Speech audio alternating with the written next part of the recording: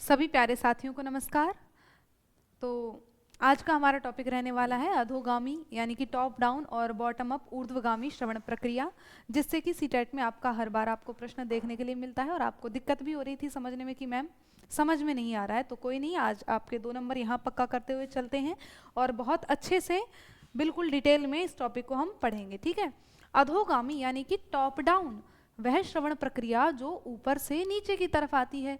तीर आप देख रहे हैं भाई, ऊपर से नीचे आना आपका टॉप डाउन और नीचे से ऊपर जाना ऊर्ध्वगामी यानी कि बॉटम अप, है ना। अब दिक्कत आपको कहाँ होती है कि आप इनके पहले तो नाम में कंफ्यूज होते हो, टॉप डाउन क्या है और बॉटम अप क्या है।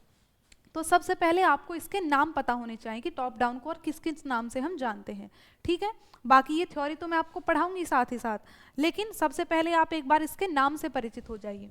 जैसे कि पहली है आपकी टॉप डाउन, इसका पहला नाम मैंने साथ में ही लिखवाया हुआ है अधोगामी।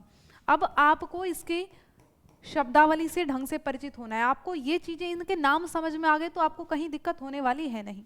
तो टॉप डाउन यानी कि जो कैसे जाती है तो कहेंगे ऊपर से नीचे जाती है। कैसे चलती है तो कहेंगे ऊपर से ये नीचे की तरफ जाती है, इसलिए इसको टॉप डाउन कहते हैं। ऊपर से नीचे जाती है यानी कि ये जटिल से सरल की तरफ जाती है ना। यानी कि जटिल से सरल की तरफ जाएगी कि नहीं जाएगी? जी बिल्कुल जाएगी। ठीक, अब देखो इसके नाम और क्या क्या हो सकते हैं। अब आपको मैं एक और चीज बता दूं कि जैसे कहें ऊर्ध्व, ऊर्ध्व का मतलब क्या होता है और अध का मतलब क्या होता है। ठीक है, ऊर्ध्व का मतलब होता है ऊपर, ऊर्ध्व का अर्थ क्या होता है ऊपर, और अध का मतलब क्या होता है तो कहेंगे नीचे। अब ऊर्ध्व के लिए एक और शब्द का प्रयोग होता है जिसको हम कह देते हैं शीर्ष। क्या कहते हैं तो कहेंगे शीर्ष। शीर्ष आए या ऊर्ध्व आए दोनों का अर्थ है ऊपर, और अध के साथ साथ अगर क्या आए पाद शब्द, है ना। पाद, पाद का मतलब पाद यानी कि पैरों को कहते हैं। ठीक है, पाद यानी कि पैर, जो आप सोच रहे हैं वह नहीं। ठीक है, तो अध यानी कि नीचे, या पाद का मतलब भी क्या है नीचे की तरफ। तो जो ऊर्ध्व अधगामी आ जाए, क्या है ना, ऊर्ध्व अधोगामी यानी कि ऊपर से नीचे जा रही है तो भी क्या है आपकी टॉप डाउन है। आ जाए अधोगामी यानी कि नीचे की तरफ जाने वाली तो भी क्या है टॉप डाउन है। आपकी आ जाए शीर्ष पादगामी तो भी क्या है आपकी टॉप डाउन है। तो अब टॉप डाउन के नाम हम इसी से बनाएंगे, मतलब मैं आपको नाम बना के दिखाऊंगी टॉप डाउन के नाम कैसे कैसे बनते हैं। तो जैसे आ जाए ये है अधोगामी, ठीक है। अब इसको हम कह सकते हैं अध ऊर्ध्व अधः श्रवण प्रक्रिया। क्या कहेंगे? ऊर्ध्व का मतलब हमने पढ़ा ऊपर और अधः का मतलब हमने पढ़ा नीचे। अब इसको पूरा नाम कह दिया ऊर्ध्व अधः श्रवण प्रक्रिया, यानी कि ऊपर से नीचे जाने वाली श्रवण प्रक्रिया क्या है तो वो क्या है, वो भी हमारी टॉप डाउन ही है। एक नाम कंफर्म, ठीक है। दूसरा नाम इसको कह दिया अधोमुखी। क्या कह दिया? अधोमुखी। अध का मतलब है नीचे, मुखी यानी मुख करने वाली, तो नीचे की तरफ मुख करके चलने वाली क्या होगी आपकी? आपकी टॉप डाउन अप्रोच हो गई, यानी कि ऊपर से नीचे ही तो आता है इंसान, तो वो ऊपर से नीचे आने वाली। और इसको क्या कह सकते हैं, तीसरा नाम हम इसको कह सकते हैं शीर्ष पादगामी। क्या कहेंगे तो कहेंगे शीर्ष यानी कि सिर से पाद यानी कि नीचे, सिर से पैर तक, यानी कि शीर्ष पादगामी यानी कि सिर से पैर तक यानी कि नीचे तक जाने वाली आपकी क्या है, वो भी टॉप डाउन आपकी हो जाती है। और क्या कह सकते हैं आप इसको? शीर्ष चौथा नाम शीर्ष पादाभिमुख। शीर्ष पादाभिमुख, पादाभिमुख श्रवण प्रक्रिया, है ना। शीर्ष, शीर्ष से पाद पैर की तरफ अभिमुख चलने वाली, है ना। तो ये सभी प्रक्रियाएं किसकी हैं, ये सभी नाम किसके हो सकते हैं तो कह देंगे टॉप डाउन। अब किसी भी नाम में आपको कंफ्यूज नहीं होना है, मुझे नहीं लगता आप कंफ्यूज हो गए। हिंदी में तो आपको पता, इंग्लिश में तो आप जानते हैं टॉप डाउन, और टॉप डाउन आ जाए और देखते ही हम गलत नहीं करते, खुश हो जाते हैं। और कई बार ऐसा है भाई प्रश्न आ जाए और आपको टॉप डाउन लिखा न मिले तो वहां हम मार खा जाते हैं। तो आपको याद रखना है टॉप डाउन के क्या क्या नाम हो सकते हैं तो कहेंगे ऊर्ध्व अधः श्रवण प्रक्रिया, अधोगामी श्रवण प्रक्रिया, शीर्ष पादगामी श्रवण प्रक्रिया और शीर्ष पादाभिमुख श्रवण प्रक्रिया। ये किसके नाम है तो कहेंगे ये आपकी टॉप डाउन अप्रोच के नाम है। इन नाम से हम इसको पुकार सकते हैं, है ना। और क्या हो गया ऊपर? एक अधोगामी आपका है ही है। ये सभी नाम समझ आ गए, कंफर्म हो गए? तो बस अब देख लेते हैं, अब इसको पढ़ लेते हैं क्या है ये, कि जिसमें ऊपर से नीचे की ओर प्रवृत्ति समाविष्ट होती है, यानी कि जो ऊपर से नीचे जाती है, इसी कारण इसको क्या कहेंगे, जटिल से सरल की प्रक्रिया का ये अनुसरण करता है।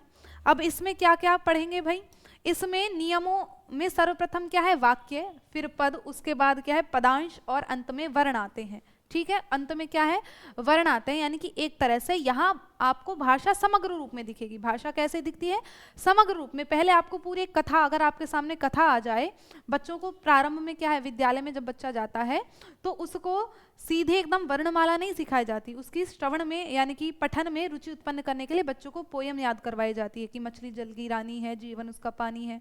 उसको पढ़नी नहीं आती है ना, वो केवल बोल सकता है, तो वो लय गा गा कर वो सीख रहा है, तो समग्र रूप में भाषा उसके सामने उपस्थित कर दी गई। तो यहाँ क्या है, भाषा समग्र रूप में आपके सामने होती है, और उसके बाद उसको हम तोड़ तोड़ कर यानी कि छोटे छोटे टुकड़ों में भाषा को पढ़ते हैं।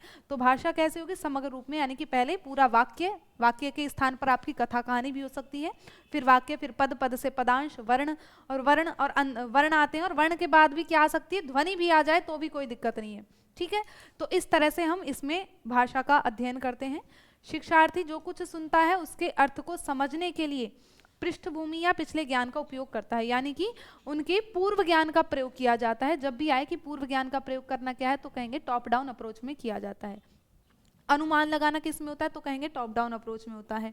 अब देखो ये रे वही पॉइंट्स, एक एक पॉइंट आपका बहुत ही मतलब एकदम निरर्थक है नहीं, एकदम सार्थक है। ये पॉइंट्स आपने याद कर लिए, तो इसके बाद आपका कोई प्रश्न टॉप डाउन अप्रोच से या बॉटम अप अप्रोच से गलत होने वाला है नहीं।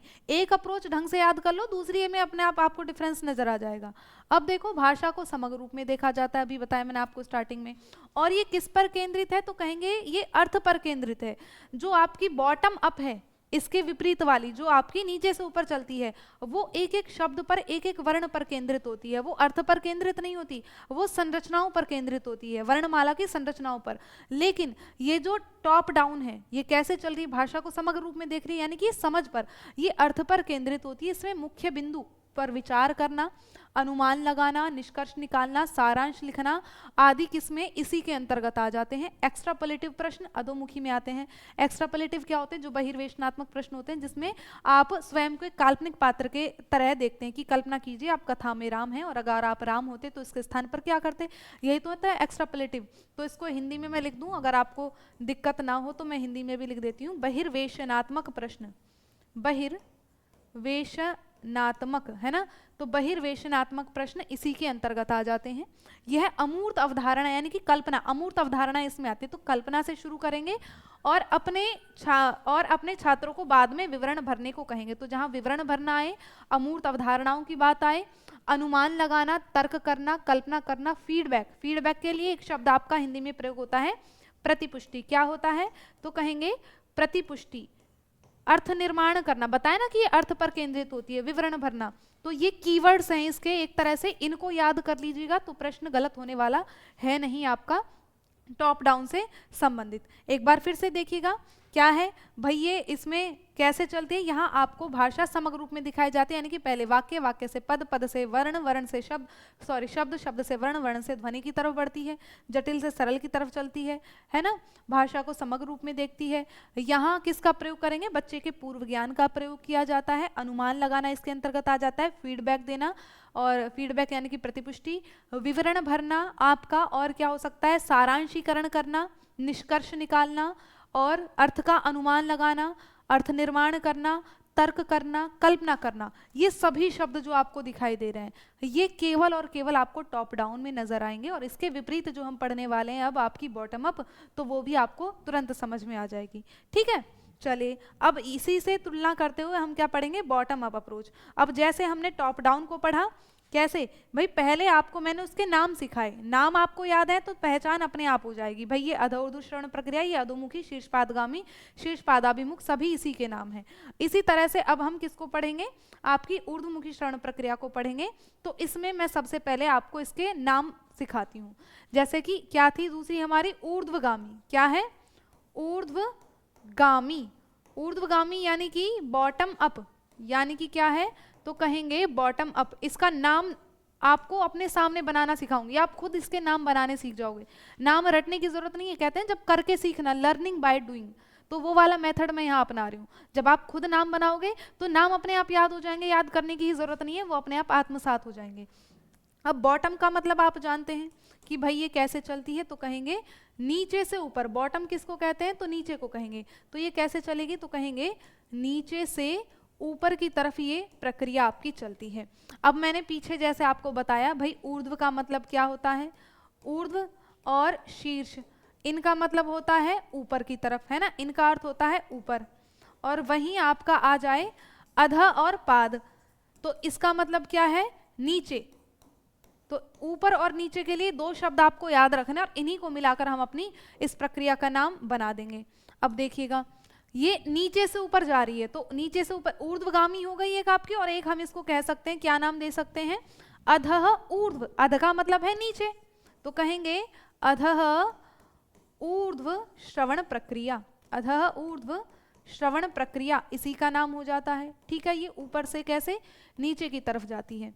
और देखिएगा इसका नाम दूसरा क्या हो सकता है कि पाद शीर्षाभिमुख, पैर पाद यानी नीचे की तरफ, पाद शीर्षाभिमुख पैर से सिर की तरफ मुख करके चलने वाली, शीर्षाभिमुख श्रवण प्रक्रिया किसका नाम है, तो कहेंगे इसी का नाम आपका हो जाता है। और कहेंगे ऊर्ध्व उन्मुखी, ऊर्ध्व यानी कि ऊपर की तरफ, उन्मुखी मुख करके चलने वाली, तो इसका नाम ऊर्ध्व उन्मुखी भी हो सकता है। ऊर्ध्वोन्मुखी श्रवण प्रक्रिया क्या है, इसी का नाम है ऊर्ध्व उन्मुखी, इसी को हम कह सकते हैं। तो इतने नाम आपके आ जाते हैं बॉटम अप अप्रोच से संबंधित। और भी कोई नाम बन सकता है, जैसे अध ऊर्ध्व श्रवण प्रक्रिया, ऊर्ध्वगामी श्रवण प्रक्रिया, ऊर्ध्व उन्मुखी श्रवण प्रक्रिया, या ऊर्ध्वमुखी। ऊर्ध्व उन्मुखी आ जाए या फिर ऊर्ध्वमुखी, दोनों ही एक बात है।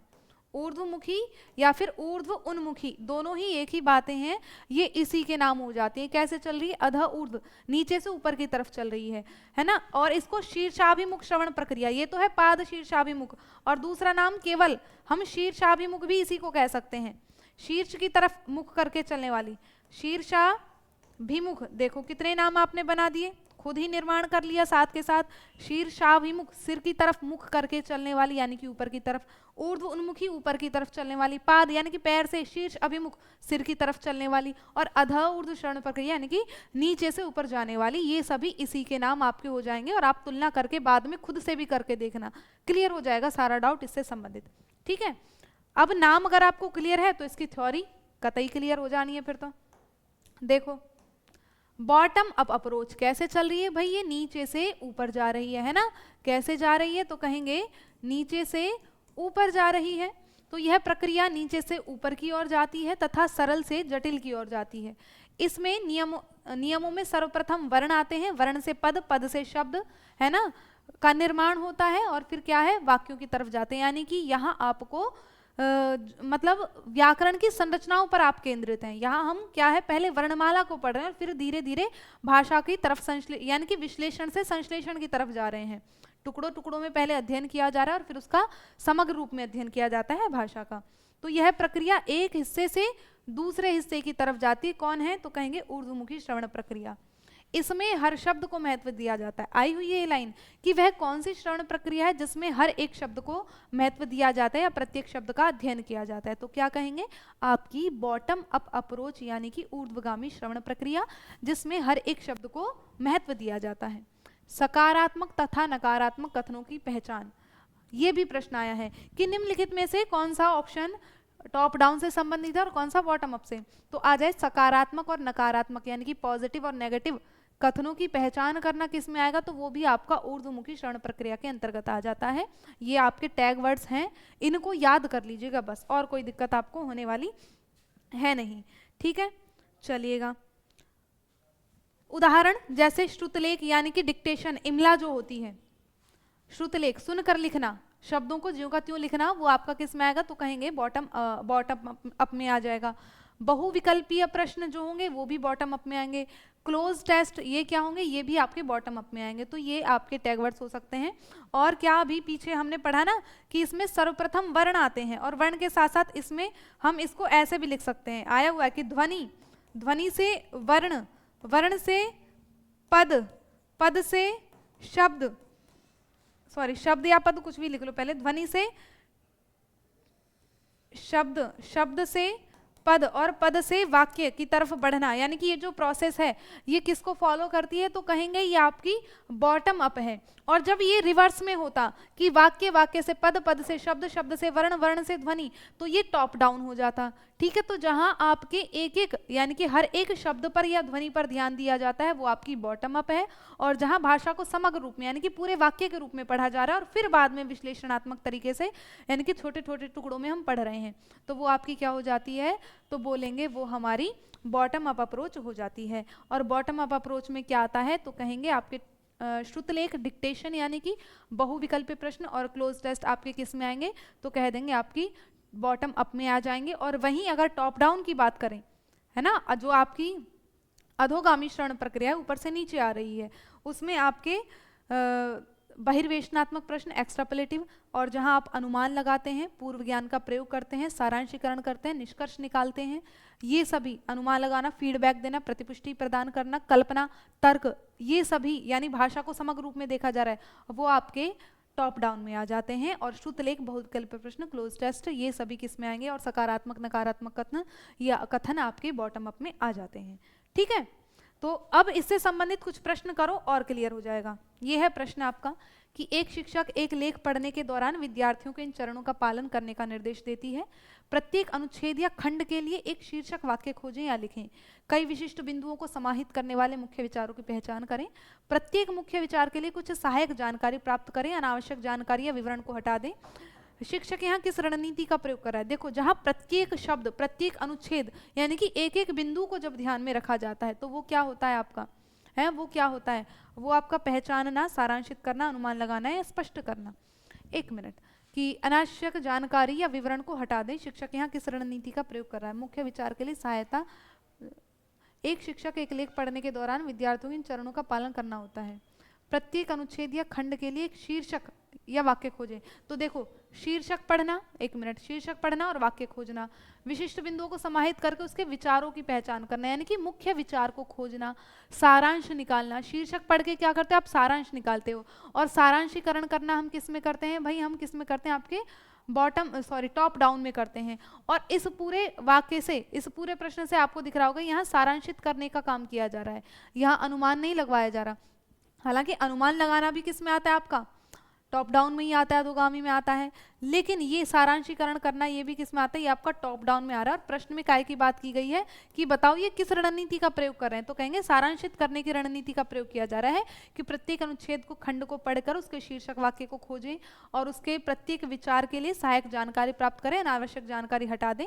तो शिक्षक किस रणनीति का प्रयोग कर रहा है, तो कहेंगे सारांशित करना, यहाँ सारांशीकरण करने की रणनीति प्रयोग की जा रही है। और ये सारांशीकरण ही किसमें आता है, आपका टॉप डाउन के अंतर्गत आ जाता है। अगले प्रश्न से और ज्यादा आपका क्लियर होगा कि पठन सिखाने का वह उपागम जिसमें मूल तत्वों जैसे वर्णों और स्वनिम से शुरू किया जाता है, क्या कहा, स्वनिम। स्वनिम और रूपिम आपने पढ़े होंगे बहुत अच्छे से। स्वनिम यानी कि जहां ध्वनि की बात की जाए, स्वन कहते हैं ध्वनि को, तो जब ध्वनि से स्टार्ट करके हम क्या कर रहे हैं, धीरे धीरे शब्दों को जोड़ते हुए पूरे वाक्य को या भाषा को पढ़ रहे हैं।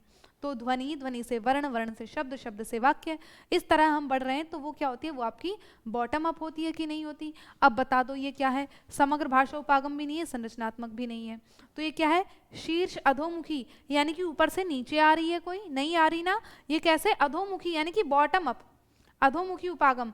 अच्छा ये हिंदी में गलत लिखा हुआ है, इसको क्या कहेंगे, ऊर्ध्वमुखी। क्या कहोगे, ऊर्ध्वमुखी। कई बार ऐसा होता है कि हिंदी में गलत लिखा होता है तो आपको हिंदी का न देख के आप इंग्लिश का सही मानेंगे, ठीक है। यहाँ इंग्लिश में बॉटम अप लिखा हुआ है तो आप इंग्लिश का सही मानेंगे। ये ऊर्ध्वमुखी श्रवण प्रक्रिया आपकी यानी कि नीचे से ऊपर जाने वाली श्रवण प्रक्रिया होगी, क्योंकि ये स्वनिम यानी कि ध्वनि, एक एक वर्ण पर ध्यान दिया जा रहा है, उसके बाद समग्र रूप से भाषा आपके सामने उपस्थित हो रही है। फिर नेक्स्ट देखिएगा, यहाँ और क्लियर होगा आपका कि निम्नलिखित में से कौन सी बॉटम अप श्रवण गतिविधियां हैं और कौन सी टॉप डाउन श्रवण गतिविधियां हैं। बॉटम अप यानी कि आपकी बॉटम अप जो आपकी नीचे से ऊपर जा रही है नहीं, तो कौन सी बॉटम अप है और कौन सी टॉप डाउन है। तो देखो सारांशीकरण मैंने आपको बताया, जब सारांशीकरण किया जाता है, आपके पूर्व ज्ञान का प्रयोग किया जाता है, वो तो आपकी टॉप डाउन होती है। तो ए क्या है, आपकी टॉप डाउन है, और श्रुतलेख क्लोज टेस्ट बहुविकल्पीय प्रश्न अभी हमने टैग वर्ड्स पढ़े, ये कैसे, ये बॉटम अप है। तो बी आपका बॉटम अप गतिविधि है और ए टॉप डाउन, यानी कि यहाँ सी ऑप्शन आपका सही नजर आ रहा है कि ए तो कैसी है, टॉप डाउन है, और बी आपकी बॉटम अप है, और यहाँ आपका कौन सा ऑप्शन, तो कह देंगे सी ऑप्शन आपका सही जवाब हो जाता है। ठीक है, चलिएगा, तो आशा करती हूँ आपको ये टॉपिक क्लियर हुआ होगा, बहुत अच्छे से क्लियर हुआ होगा। ठीक है, तो यहाँ आपको टॉप डाउन भी मैंने अच्छे से बता दी। सबसे ज़्यादा ज़रूरी है आपको शब्दावलियाँ याद रखनी कि इनको हम अन्य किन किन नामों से जान सकते हैं, जैसे कि मैंने आपको टॉप डाउन के भी नाम लिखवाए और आपको बॉटम अप के भी नाम लिखवाए। तो ये नाम खुद बना के आप देखिएगा, क्लैरिटी अपने आप बन जाएगी। ऐसे कोई कठिन टॉपिक आपका नहीं रह होगा, आज के बाद ही इसमें कोई कठिनता आपको नज़र नहीं आएगी, ऐसी मैं उम्मीद रख सकती हूँ आज की क्लास के बाद। तो क्लास कैसी लगी, अच्छी लगी तो ऐसे ही और टॉपिक्स के लिए चैनल को सब्सक्राइब करना ना भूलें, और जो भी टॉपिक आप चाहते हैं कि मैम इस टॉपिक पर वीडियो बनाइए, तो मैं उस टॉपिक को आप कमेंट में लिख सकते हैं, उस पर मैं गौर करके आपकी वीडियो आपके लिए बनाकर लेके आऊँगी ज़रूर। तब तक सभी को धन्यवाद, love you, take care, bye bye.